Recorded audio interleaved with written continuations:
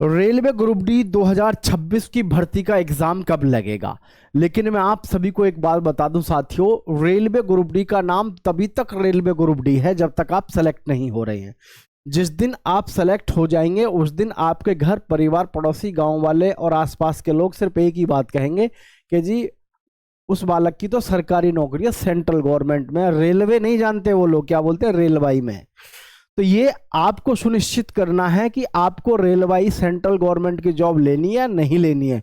Railway group D, मैं फिर से कह रहा हूं, नाम तभी तक है जब तक आप भर्ती नहीं हो रहे हैं। जो भी अपने गांव में लेकर के पड़ोस के गांव में जो भी कोई रेलवे में जॉब कर रहा है, ये नहीं पूछता कि रेलवे में क्या करते हो, सिर्फ एक बात पूछी जाती कि जी आप क्या करते हैं, कि जी मैं रेलवे में हूं। फिर आगे कोई ये क्वेश्चन नहीं पूछता कि रेलवे में क्या है क्या नहीं है। समझ रहे हैं? तो सेंट्रल गवर्नमेंट की जॉब है। और सबसे बड़ी बात है, 8वां वेतन कमीशन लागू होने वाला है। 8वां वेतन कमीशन लागू होने का मतलब है कि आपका जो वेतन है कम से भी कम 8वां वेतन कमीशन लागू होने के बाद 60-65 हजार के आसपास पहुंचेगा। 10वीं क्लास मात्र एक युवा, 60-65 हजार की नौकरी, आजीवन आपको ट्रेन में 3A का आपको स्लीपर मिलेगा। बढ़िया तरीके से यात्रा करो, खुद यात्रा करो, अपने घर वालों को फ्री में यात्रा कराओ। ठीक है? मेडिकल सुविधाएं और जिस सेंट्रल गवर्नमेंट की और बहुत सारे जो बेनिफिट्स हैं वो आपको मिलेंगे। अभी कुछ दिन आप जब एग्जाम की तैयारी करोगे तो लोग आपको ऐसे भी बोलेंगे, अरे रेलवे ग्रुप डी की कौन जावा है रेलवे ग्रुप डी में। वो ऐसा इसलिए कहते हैं अपने मन को तसल्ली देने के लिए। ठीक है? तो मैं आप सभी को सिर्फ एक ही बात बताना चाहूंगा कि रेलवे ग्रुप डी की जॉब इतनी जबरदस्त जॉब है, इसमें बहुत ज़्यादा लोड नहीं है। अब देखो, हकीकत बता रहा हूँ मैं आपको, आज की डेट में रेलवे में प्राइवेट रूप से काम करने वाले संविदा पे बहुत सारे लोग काम कर रहे हैं। आप लोग तो क्या है, अलग ही लेवल की लाइफ जीते हो। ज़्यादा मैं खुल के बता नहीं सकता, यार दोस्त भाई वगैरह बहुत सारे हैं रेलवे में, मैं ज़्यादा कुछ नहीं कहूँगा। लेकिन रेलवे की जॉब है बढ़िया, इतना मुझे पता है। आराम से मस्त एकदम ज़िंदगी कट जाएगी। आज के जैसे स्थिति को देख के, जैसे देश विदेश में जो हालात हैं कि जी प्राइवेट नौकरी में जाओगे तो वहाँ तो टिक पाना बहुत टफ हो गया है। ठीक है? 10वीं 12वीं पास जो युवा है उसके लिए तो समझ लो जॉब है ही नहीं, और है भी तो बड़ा मट्टी खराब है, मामला खराब है। ठीक है? तो इस चीज़ को दिमाग में रख के अपनी तैयारी जरूर करिएगा। इसके एग्ज़ाम को लेकर के भी मैं बताऊंगा, और सबसे मेन चीज़ है कि इसकी कट ऑफ को आप कैसे पार करोगे। क्योंकि रेलवे में हर साल केवल ये हंगामा रहता है कि जी रेलवे ग्रुप डी में जो है कट ऑफ ज़्यादा जाती है, जबकि वास्तविकता ये है कि रेलवे ग्रुप डी की कट ऑफ कभी ना तो ज़्यादा गई है और ना ज़्यादा जाती है। ठीक है? तो आप पूरा सिस्टम समझ लो इसका ध्यान से, मैं आपको समझा दूंगा। एग्ज़ाम को लेकर के सबसे अगर बड़ी बात आपके दिमाग में चल रही कि एग्ज़ाम कब लगेगा, तो वो भी मैं आपको बताऊंगा थोड़ी सी देर में। लेकिन पहले मैं आपको ये बता दूं कि आप अपना सिलेक्शन अगर लेना चाहते हैं तो किन बातों का ध्यान अवश्य रखें। ठीक है? CBT एग्ज़ाम जो होगा आपका वो 100 नंबर का होगा।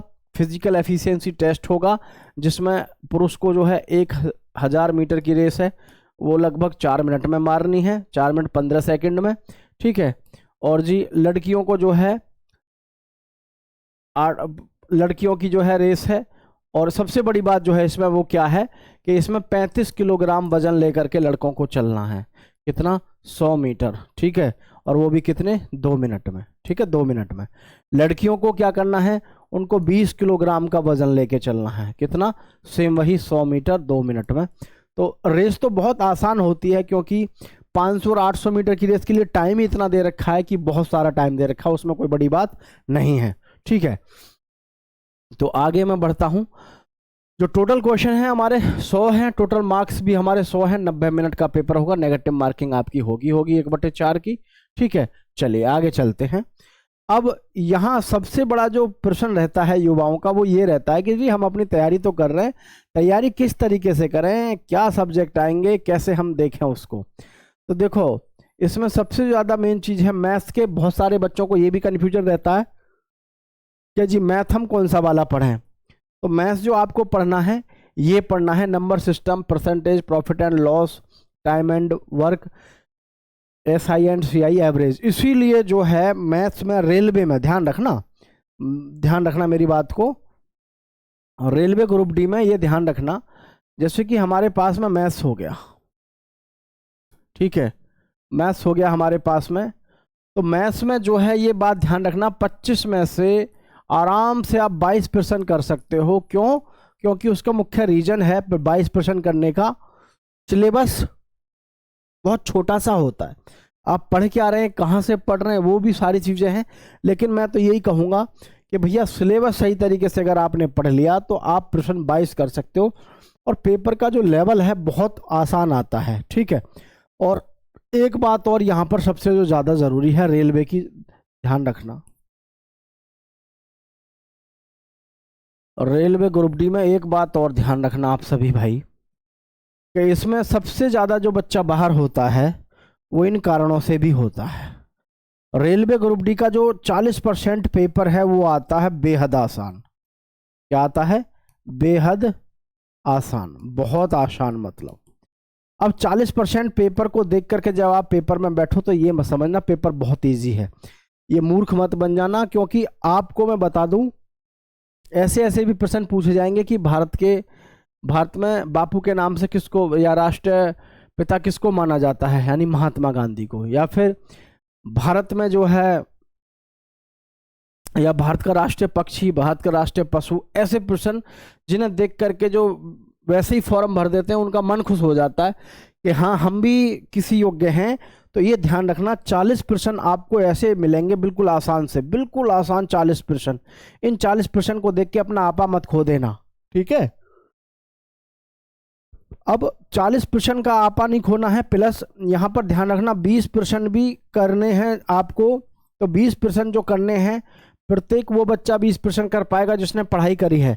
40% तो रेलवे में वो भी कर देगा जिस मूर्ख ने कुछ नहीं पढ़ा है ना, जिस मूर्ख ने तैयारी नहीं करी 40% वो भी करके आएगा। ऐसे ऐसे मूर्ख भी होंगे जो बिल्कुल पढ़ के नहीं जाएंगे, केवल मतलब वो फॉर्म भर रहे हैं, फॉर्म भर के सरकार को पैसे दे रहे हैं, समय बर्बाद, और जी घर वालों की उम्मीदें भी लगातार ऐसे ही बढ़ा रहे हैं कि ये कर लेंगे वो कर लेंगे। बाकी 40% तो बेकार ही हैं।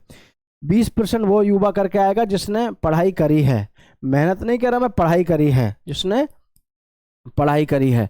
अब ये 60% जब आप करोगे तो 60% पे भी सिलेक्शन नहीं है। असली पढ़ाई, असली जो सिलेक्शन है वो 60% के बाद में है। 60% के बाद में है जिसने मेहनत करी है, जिसके दिमाग में डर बैठा हुआ है कि मुझे सिलेक्शन लेना है, तब वो जो है 10% और एक्स्ट्रा करता है और यहाँ पर आके सिलेक्शन होता है। इस बात को आप दिमाग में बैठाना रेलवे की को, कि 40%। अब जब देखोगे ना, अब जिस दिन पेपर होगा, जिस दिन पेपर होगा तो वो माइक लेके पूछ रहे होते हैं कि पेपर कैसा आया। जो अभी सीधा उठ के आया ना, सो के आया घर से और सीधा एग्जाम देने चला आया, तो वो भी क्या बोलेगा, पेपर बहुत ईजी आ रहा है, ऐसे ऐसे प्रश्न आए कि 8 4 12 और जी 16 18 20 का जो है एलसीएम बताओ, में से बताओ, और जी इनका जो है ये कि भारत का राष्ट्रीय पशु, इस तरीके के बहुत आसान प्रश्न है, ऐसे बताएंगे। लेकिन हकीकत यह है उन गधों को ये नहीं पता होता कि 40% रेलवे में ऐसे आते ही हैं कि जिन्हें देख करके आपका मन प्रसन्न हो जाए कि पेपर आसान होता है। और यही सबसे बड़ा एक डिस्ट्रैक्शन होता है इसमें, कि जो है पेपर में पूरा धैर्य खोने के बाद अच्छा पढ़ा लिखा नौजवान जिसने मेहनत अच्छी करी है वो भी कई बार जो है क्या होता है, मतलब अपना कंट्रोल खो देता है पेपर का।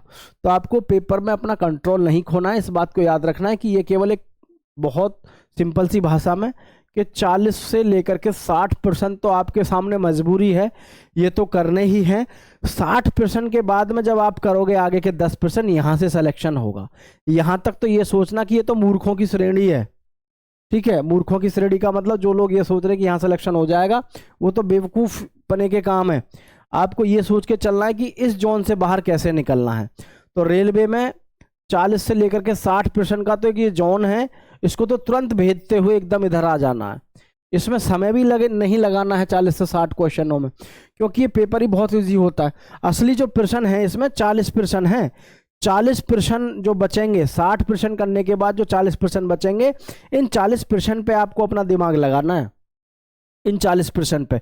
और ये जो 40 60 50 40 से 60% है, इनको तो आपको देख के धड़ाधड़ बस करते जाना है। आपका जो समय खराब होना चाहिए, समय जो आपका इन्वेस्ट होना चाहिए वो इस पे होना चाहिए, यहाँ पे इन्वेस्ट करना है इसको, ठीक है।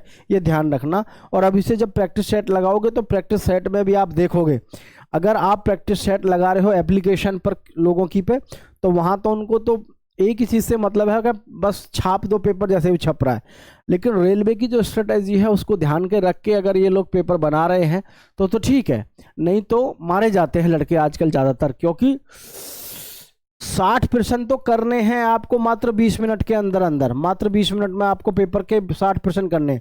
असली जो खेल है वो 40% बचेंगे, आप जिन्हें देख करके मतलब ये सोचोगे कि यार ये कैसे करूं, वहीं से सिलेक्शन निकलना है आपका, मेरे कहने का मतलब ये है। ठीक है, आगे है रीजनिंग। तो रीजनिंग के जो 30 क्वेश्चन आएंगे आपको, इसमें ध्यान रखना सभी साथी, रीजनिंग में आपको कम से भी कम जो है 25% आपको करके आने हैं, 25% कम से भी कम। ठीक है, और ये जीके में आपके जो 20 हैं, 20 में से ध्यान रखना। अब ये आप सोचोगे कि यार ऐसे ये कैसे काम चलेगा, है? जैसे रीजनिंग है, रीजनिंग के कितने हो गए आपके? रीजनिंग के हो गए 30, मैथ्स के हो गए 25, हैं? और जीके जीएस के हो गए 20। ठीक है, अब हमारे पास में लास्ट बचेगा जनरल साइंस। क्या बचेगा? General science. साइंस के आएंगे 25 क्वेश्चन, यानी कि 25 दूनी 50 और 50 और 50 100। ये जो 100 आप प्रश्न देख रहे हैं, इन 100 प्रश्नों में हमारे करने की जो स्ट्रेटेजी है वो किस तरीके की होनी चाहिए मैं आपको बताऊं। रीजनिंग में 30 में से भी कम आपको जो प्रश्न करके आने हैं, 25% कम से कम करके आने हैं। मैथ्स में आप ज़्यादा नहीं, 25 में से आपको 20% करके आने ही पड़ेंगे, और तब जो है आप सिलेक्शन के आखिरकार कहीं नज़दीक पहुंचोगे, क्योंकि जीके जीएस में आप ज़्यादा नहीं कर पाओगे स्कोर, ज़्यादा से ज़्यादा आप 12 का स्कोर करके आ पाओगे। साइंस अगर ढंग से आप पढ़ रहे हैं तो आप 18 का स्कोर करके आओगे। 5 और 2 7, 7 और 8 15, और 15, 2 और 1 3, 2 5 और 2 7, तब आपके 75% बनते हैं।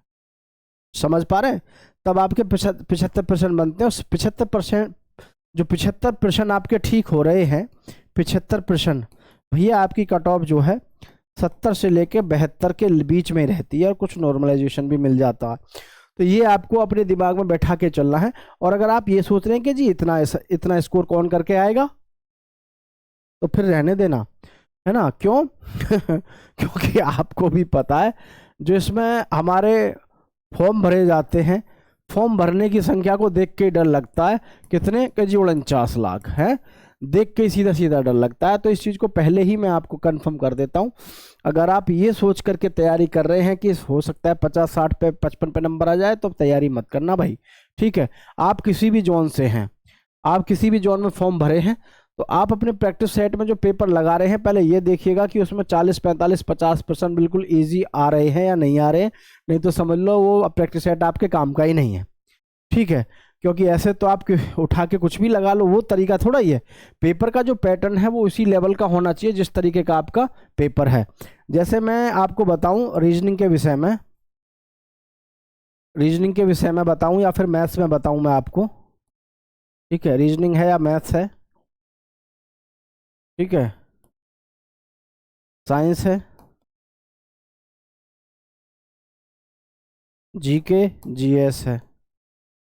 ठीक है, इसमें रीजनिंग में जो आपको क्वेश्चन आएंगे ना, वो एकदम इजी लेवल के प्रश्न आते हैं, एकदम इजी लेवल के। तो ये मत समझना कि जी 25% करना बड़ी बात है। जिसने तैयारी करी है रेलवे ग्रुप डी के लिए, तो वो कर देगा, और आपको अभी से जोर लगाना भी चाहिए। मैथ्स के पेपर में आप मेरा यकीन मानना, लेस है मैथ्स है, और जी इतना आसान पेपर आता है प्रतिशत निकालने के लिए, परसेंटेज, लाभ हानि, बहुत जी। किसी व्यक्ति ने 1200 रुपये की पुस्तक खरीदी या टेबल खरीदी, उसने उसको 1800 में बेच दिया, तो बताओ कितने % का लाभ हुआ। इस तरीके के प्रश्न आते हैं कि सीधा 800/12 है। तो ये आपको ध्यान रखना है। हाँ, साइंस के जो क्वेश्चन हैं ये आपके लगभग 8वीं क्लास के आते हैं, 8वीं क्लास के, 8वीं कक्षा के, और बहुत इजी लेवल का आपका पेपर आता है। इसमें बस यही ध्यान रखना है कि आपको जो पेपर में क्वेश्चन मिलेंगे कि विटामिन डी की कमी से कौन सा रोग होता है, विटामिन ए की कमी से कौन सा होता है, ऐसे प्रश्नों को देख के आप मत खो देना कि यार ये तो बहुत ईजी है। ईजी कुछ नहीं है, टफ होता है पेपर रेलवे का। सिर्फ एक ही इसमें भ्रम है, वो है 40 से 50 या 60 प्रश्न आसान होते हैं। जिस व्यक्ति को ये बात यहाँ पर समझ में आ गई कि ये तो एक छोटा सा एक जाल है, इसको भेद के तुरंत पहुंचना है उन 40% पे जहाँ पे सिलेक्शन छिपा हुआ है, ठीक है। ये 60% तो ऐसे हैं कि इनको तुरंत फोड़ो और इस जाल पे पहुंचे, ये है असली घेरा 40% का। इसमें से जितने ज़्यादा प्रश्न निकाल लोगे 10, 15, 20, सिलेक्शन उतना ही ज़्यादा मजबूत होगा, ठीक है। जनरल साइंस में आपके फिजिक्स के, केमिस्ट्री के, बायोलॉजी के हर तरीके के प्रश्न आपको देखने को मिल जाएंगे, तो ये भी चीज़ आपको ध्यान रखनी है। देख लो अब आपका जो है, आपका 35 किलोग्राम वजन, 100 मीटर चलना है 2 मिनट में। 1000 मीटर की दौड़ आपको 4 मिनट 15 सेकंड में पार करनी है मेल कैंडिडेट्स को, और फीमेल को जो है 20 किलोग्राम चलना है लेकर के 100 मीटर 2 मिनट में, और 1000 मीटर आपको 5 मिनट 40 सेकंड में लड़कियों को चलना। समय काफ़ी है, फिजिकल आसानी से हो जाएगा। बात सारी यह है कि युवाओं के मन में कि सर इसका जो है हमारा वो कब होगा, यानी कि एग्ज़ाम कब लगेगा। तो एग्ज़ाम के लिए देखो, जितना भी बड़ा कैलेंडर आप देख रहे हैं, ये सारा का सारा कैलेंडर रेलवे की तरफ से जो जारी है, तो इसके हिसाब से मैं आपके साथ ये अगर जारी बताऊं तो सीधा सा हिसाब देखो यहाँ पर, जैसे नॉन टेक्निकल पॉपुलर, ठीक है, नॉन टेक्निकल का जो है जून 2026 में इन्होंने एग्ज़ाम दे रखा है, जून 2026 में, ठीक है। और ठीक है भाई, तो ये इस चीज़ पे आपको बस फोकस करना है कि हमको लगभग ये देखो मई में, जून में, मई फरवरी, यानी कि यहाँ से शुरू हो रहा है जनवरी से, फरवरी से मई जून में, तो आपका जो एग्ज़ाम है वो लगभग ये मान कर चलो, अब लोग आपको बताएंगे कि मई में होगा, जून में होगा, लेकिन देखो अब हमारे ये चल रहा है अप्रैल, अभी तो बहुत सारे होंगे, है ना। अप्रैल के बाद मई, मई के बाद जून, जून के बाद जुलाई, ठीक है भाई। तो अगस्त में ही आपका पेपर होगा, ठीक है, अगस्त में होगा।